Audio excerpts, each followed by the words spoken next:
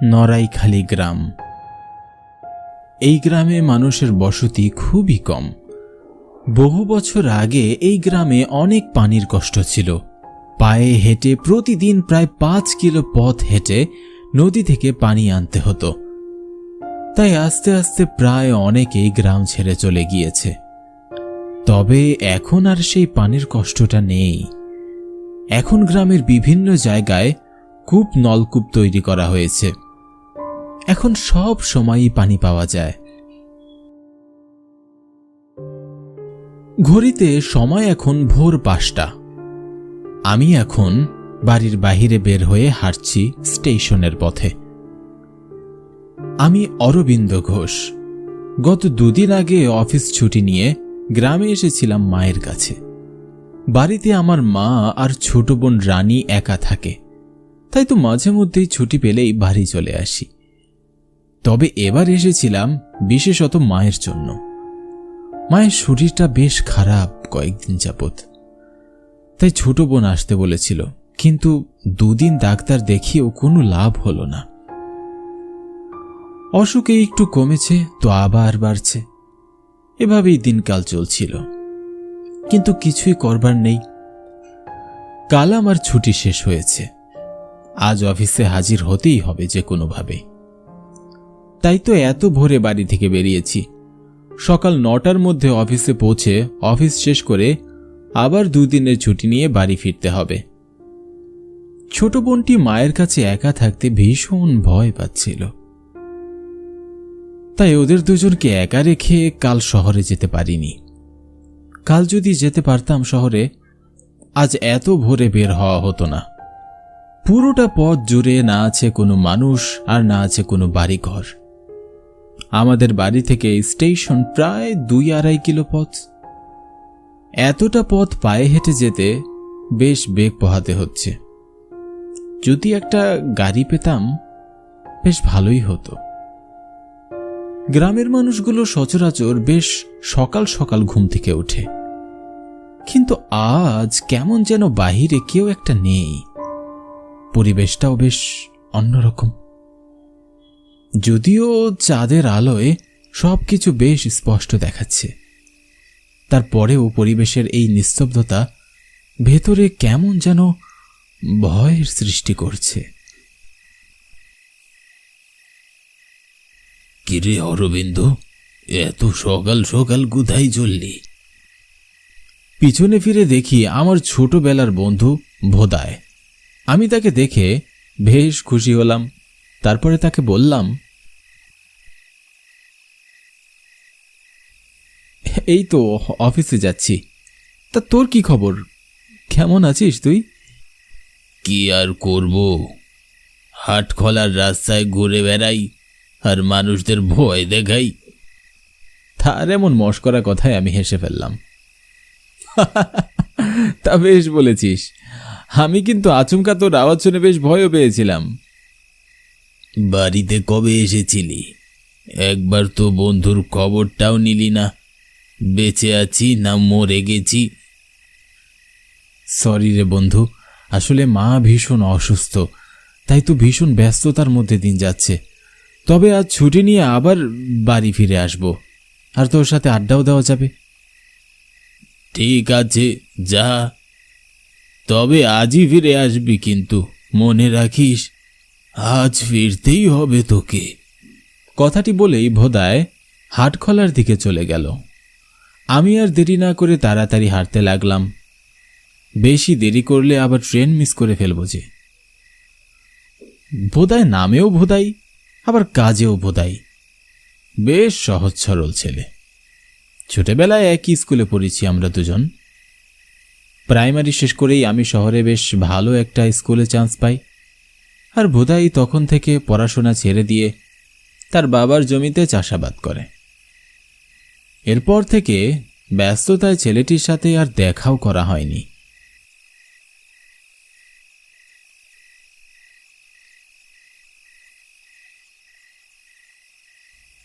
Ticket মাস্টারের কাছ থেকে টিকিট সংগ্রহ করে স্টেশনে থাকা একটি বেঞ্চে গিয়ে বসলাম। ট্রেন আসতে আরও প্রায় 15 থেকে 20 মিনিট সময় লাগবে।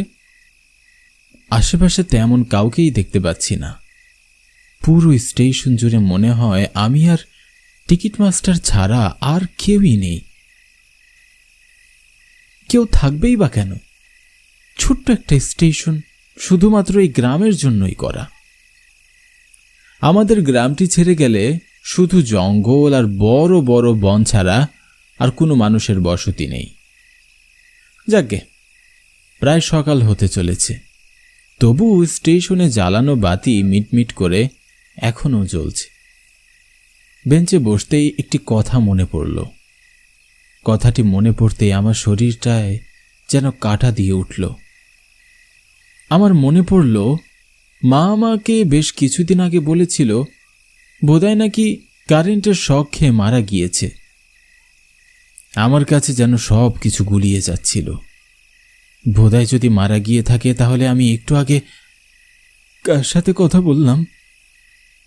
না না, আমার স্পষ্ট মনে আছে, আমি তো বোধহয়ের সাথেই কথা বলেছি। তাহলে হয়তো মা ভুল শুনেছে। না, মা এমনটা ভুল কিভাবে করতে পারে, যেখানে মা বোধহয়কে খুব ভালো করেই চেনে।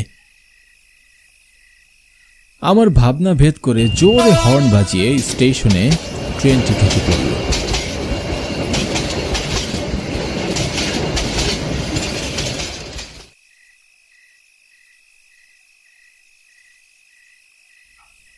আমি আমার ভাবনাকে পাত্তা না দিয়ে ট্রেনে উঠে পড়লাম।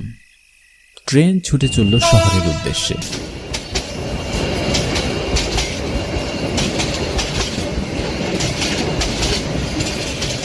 সারাদিন অফিসে কাজ করে আবারও দুদিন ছুটি নিয়ে বিকেল 5টার দিকে আমি অফিস থেকে বেরোলাম।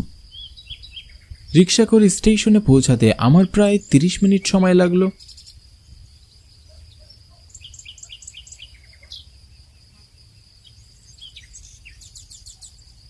স্টেশনে এসে আমি নড়াইখালির টিকিট কাটলাম। তারপরে আবারও স্টেশনের বেঞ্চে বসে ট্রেনের জন্য অপেক্ষা করতে লাগলাম। ট্রেনের জার্নির এই একটাই বড় সমস্যা, স্টেশনে বসে ট্রেনের জন্য অপেক্ষা করতে হয় প্রচুর। বেশ বিরক্তি নিয়ে বসে পড়লাম। আমার সন্ধে 6টায় ট্রেন। এখন সময়ও ঠিক 6টা, কিন্তু স্টেশনে কোনো ট্রেন নেই। আমার বারবার চিন্তা হচ্ছিল বাড়ির জন্য। জানি না বাড়িতে মা আর ছোট বোনটা একা একা কি করছে। যদি ট্রেন আসতে আরও দেরি করে তাহলে তো বাড়ি পৌঁছাতে আমার প্রায় রাত 10টা বেজে যাবে। আমি নিশ্চিত এত রাতে আমি স্টেশনে কোনো গাড়িও পাবো না।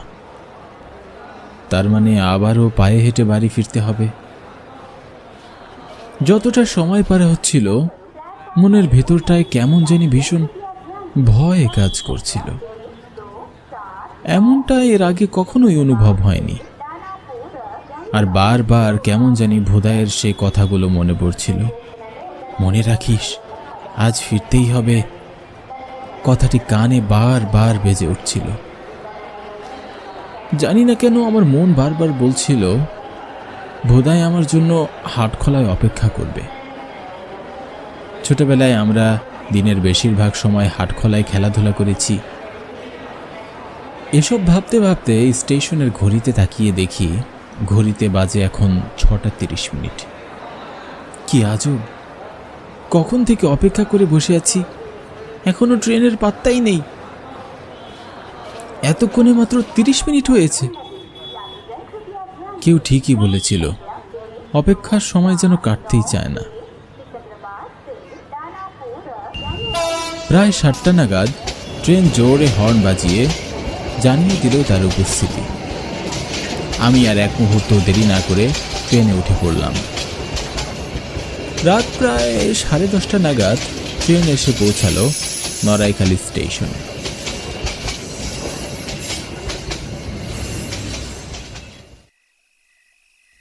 ট্রেন থেকে নেমেই চারপাশে তাকালাম। যা ভেবেছিলাম তাই। আশেপাশে কোনো গাড়ি ঘোড়া নেই, আর তার সাথে কোনো মানুষজনকেও দেখতে পাচ্ছি না। আমি আর দেরি না করে সোজা পা চালিয়ে হাঁটতে লাগলাম। আজ রাতটা কেমন যেন বেশ ভারী ভারী লাগছে। মনের মধ্যে এক অজানা ভয় তেড়ে বেড়াচ্ছে। জ্যোৎস্নার রাত, চারিপাশটা বেশ ভালো করেই দেখা যাচ্ছিল। কি শুনশান রাস্তার মধ্যে আমি একা হাঁটছি, এটা ভেবে আমার ভয় করছিল ভীষণ। নিজের পায়ের হাঁটার আওয়াজটা পর্যন্ত নিজের কানে এসে বারবার বাড়ি খাচ্ছিল। বেশ খানিকটা পথ হাঁটার পরে হঠাৎ পেছন থেকে একটি আওয়াজ কানে ভেসে আসলো। আওয়াজটি শুনে বুঝতে পারলাম এটি গরুর গলার ঘণ্টার আওয়াজ। আমি পিছনে ফিরে দেখলাম, যা ভেবেছিলাম তাই, একটি গরুর গাড়ি আমার দিকে এগিয়ে আসছে। আমি সাইডে দাঁড়িয়ে রইলাম গাড়িটায় ওঠার জন্য। গাড়িটি আমার কাছে এগোতেই বুঝতে পারলাম গাড়িতে আরও দুজন বসে আছে, কিন্তু সবগুলো মানুষের চেহারা কেমন যেন ফ্যাকাশে লাগছে, আর সবাই অদ্ভুত দৃষ্টিতে এক নজরে সামনের দিকে তাকিয়ে আছে। তবে যাই হোক, আমি গাড়িতে তো উঠবই, কেননা এতটা পথ হেঁটে যাবার মতো আমার আর শক্তি নেই। গাড়িটা আমাকে ছাড়িয়ে যাবে এমন সময় আমি গাড়িটা থামানোর জন্য ডাকলাম, এই যে দাদা, আমাকে একটু বাড়ি পৌঁছে দেবেন, তার গাড়িতে নিয়ে চলুন না।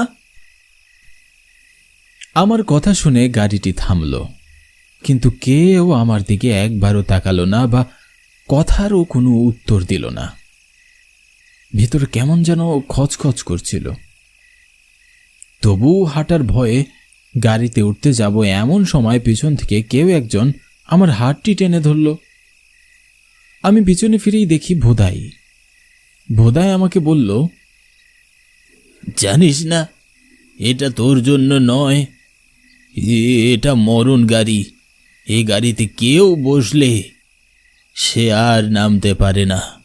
অরবিন্দু, তুই যাস না ও গাড়িতে। ভোদাইয়ের কথা শেষ না হতেই আমি তাকে কিছু একটা বলতে যাব এমন সময় দেখি, কই ভোদাই কই? আশেপাশে তো কাউকেই দেখতে পাচ্ছি না, না কোনো গাড়ি, না ভোদাইকে। পুরোটা রাস্তা জুড়ে আমি একা দাঁড়িয়ে। আমি তো স্পষ্ট ভোদাইকেই দেখলাম। আর ভোদাই, সেই গাড়িটা তো এখানেই ছিল, তাহলে সব কোথায় গেল? এসব কি হচ্ছে আমার সাথে?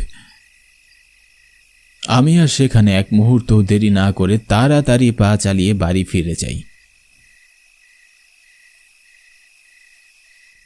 বাড়ি গিয়ে মাকে সব ঘটনা খুলে বলি। মায়ের কাছে জানতে পারি বেশ কিছুদিন আগে সকালবেলা নড়াইখালি হাটে বিদ্যুতের খামারের কাছে ভোদাইয়ের লাশ পাওয়া গিয়েছে। সকলের ধারণা ভোদাই কারেন্টের শক খেয়ে মারা গিয়েছে। আমি স্পষ্ট বুঝতে পারছি ভোদাই কারেন্টের শক খেয়ে মারা যায়নি, তার সাথে অনেক খারাপ কিছু ঘটেছিল। হয়তো সে আমাকে কিছু একটা বলতেই এসেছিল, কিন্তু কোনো কারণে সে তার কথাটা আমাকে বলতে পারেনি।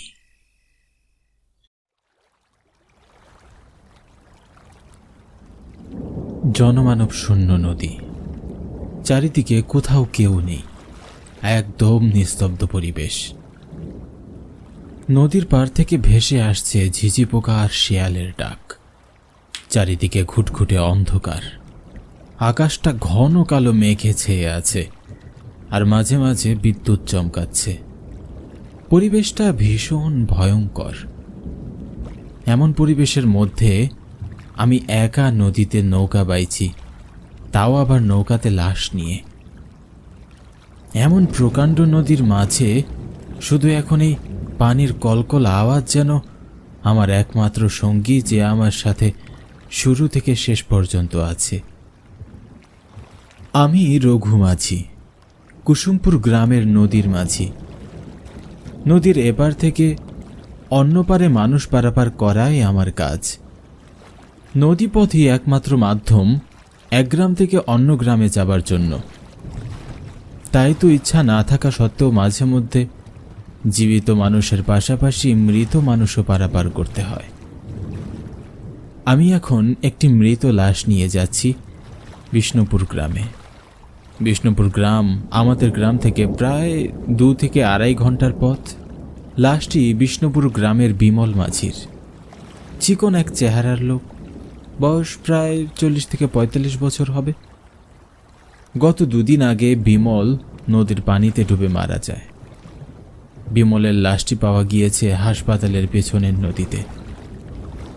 সেখানে কিছু জেলের জালে উঠে এসেছিল বিমলের লাশ। পরে বিষয়টি জানাজানি হলে হাসপাতালের এক কর্মী বিমলের লাশটিকে চিনতে পারে। পরে লোকটি আমার নৌকায় লাশটি দিয়ে বলে আমি যেন লাশটি তার বাড়িতে পৌঁছে দেই। বিমল পানিতে পড়ে মারা যাওয়া বিষয়টি একদমই অস্বাভাবিক, কারণ নদীপাড়ের মানুষ সচরাচর সবাই সাঁতার জানে।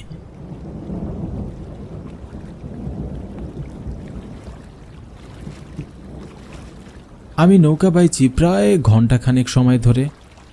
আমাকে আরও প্রায় 1.5 ঘন্টা খানিকের মতো নৌকা বাইতে হবে। এদিকে আকাশের অবস্থাটাও খুব একটা ভালো নয়, কখন যে কি হয় বলা যায় না। যে কোনো সময় বৃষ্টি নামতে পারে। আমার যা হয় হবে, কিন্তু আমি চিন্তা করছি লাশটির কথা। বৃষ্টি নামলে তো লাশটি ভিজে যাবে। আমি প্রায় সবসময় রাতে লাশ নিয়ে যাতায়াত করেছি, কিন্তু আজ প্রথমবার লাশের ভেলায় আমি শুধুমাত্র একা। আর পরিবেশটাও কেমন যেন গম্ভীর। সব মিলিয়ে ভিতরে কেমন যেন একটা অনুভূতি হচ্ছে।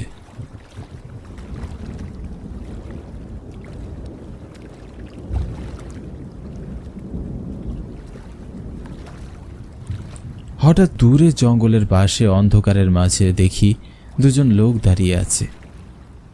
অন্ধকারের মধ্যে তাদের চেহারা বা লোক দুটো ছেলে না মেয়ে সেটা বোঝা যাচ্ছে না, তবে বুঝতে পারছি 2 জন লোক দাঁড়িয়ে আছে।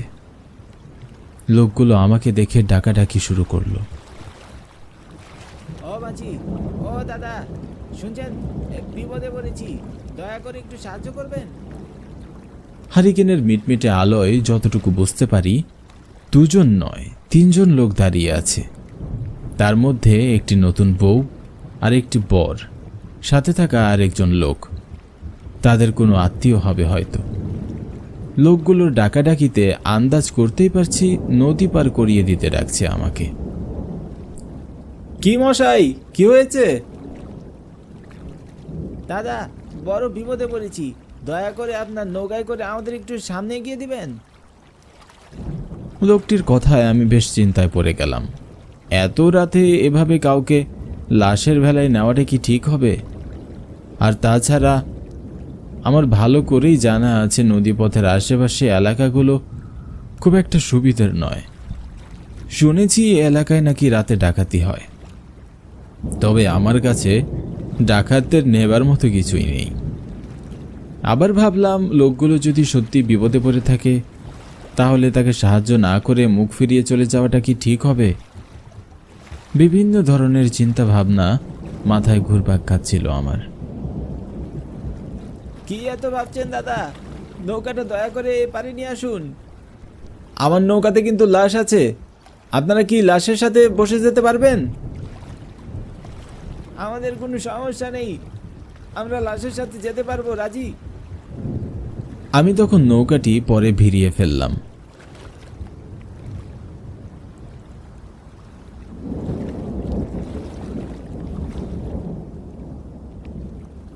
দেখলাম 2 লোকের সাথে লাল টুকটুকে শাড়ি পরা নতুন বউ। বউটির গা ভরে সোনার গহনা। ডাকাতি হবে না কেন? এমন গা ভর্তি গহনা দেখলে ডাকাতের মাথাই তো নষ্ট হয়ে যাবে। লোকগুলো নতুন বউকে নিয়ে উঠে বসে পড়ল। আমি আবার নৌকাটি বাইতে লাগলাম।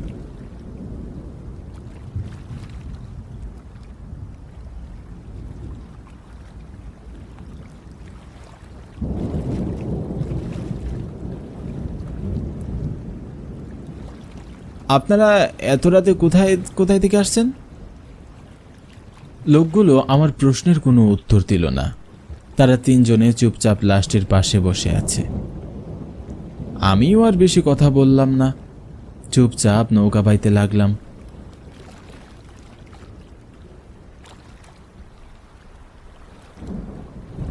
বেশ খানিকটা পথ পার করে আসার পর নদীর দুইটা মাথা পড়ল, আর এই দুই মাথার একটি দিয়ে বিষ্ণুপুর গ্রাম, আরেকটি যায় ডাকাতপুর।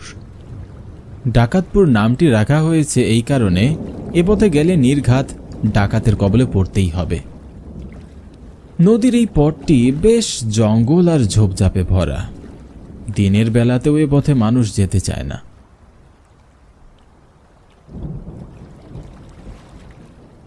আমি নৌকাটি নিয়ে বিষ্ণুপুর গ্রামের দিকে যেতে লাগতেই বর্ষা যে লোকটি আমাকে বলল, আগে দাদা, আমাদের নদীটির ওই পাশে নিয়ে চলুন। আমি লোকটার কথায় বেশ অবাক হলাম।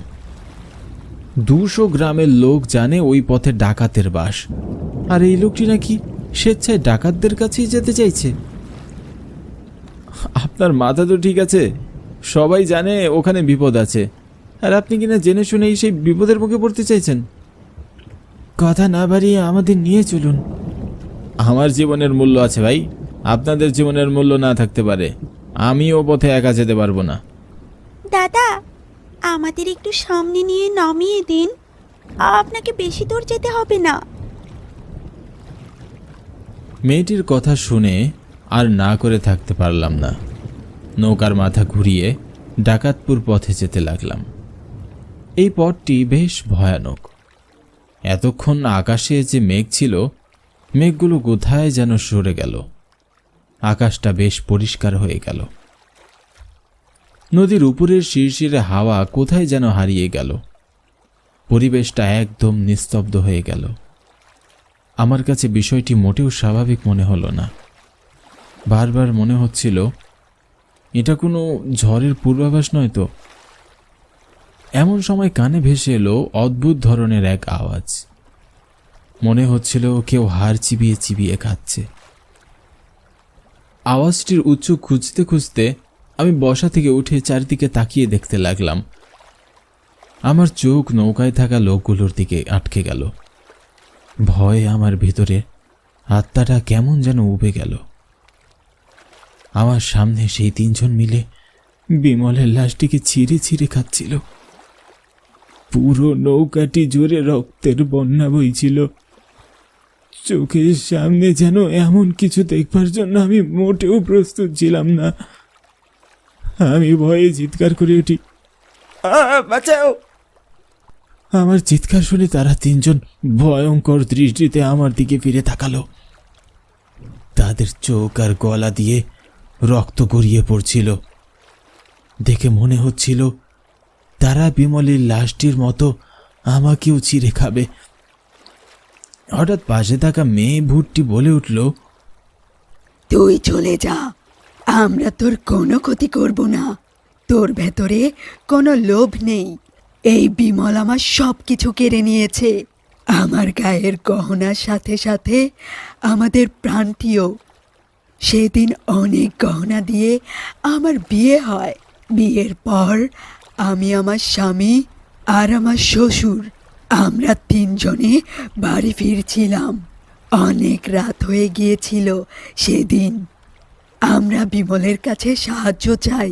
বিমল আমাদের সাহায্য করার নাম করে আমাদের এই ডাকাতপুরের পথে নিয়ে এসে নদীর তীরে দাঁড়ানো 3 জন ডাকাতের হাতে তুলে দেয়।